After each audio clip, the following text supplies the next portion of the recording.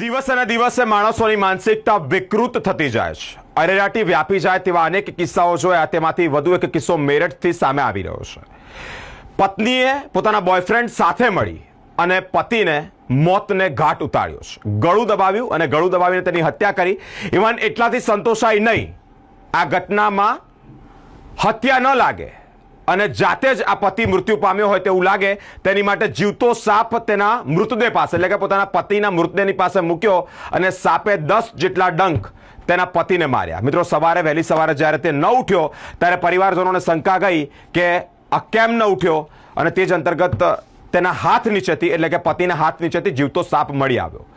શંકા ગઈ કે સાપના કરડવાથી પતિનું મૃત્યુ થયું છે, પરંતુ રિપોર્ટ્સ એટલે કે પોસ્ટમોર્ટમના રિપોર્ટમાં બહાર આવ્યું કે પહેલાં તેનું ગળું દબાવી અને હત્યા કરી દેવામાં આવી છે અને ત્યારબાદ આજે સાપ જે પત્ની દ્વારા મૂકવામાં આવ્યો હતો તેણે 10 જેટલા ડંખ તેના પતિને માર્યા છે. મિત્રો, પોલીસ તપાસ અને આ પોલીસ તપાસમાં સામે આવ્યું છે આ પતિ જે મૃત થયો તેનો રિપોર્ટ પોલીસે વધુ તપાસ હાથ ધરી અને તે જ અંતર્ગત પત્ની અને તેનો બોયફ્રેન્ડ બંને પર કાયદેસરની કાર્યવાહી હાથ ધરી અને તેમની ધરપકડ કરવામાં આવી છે.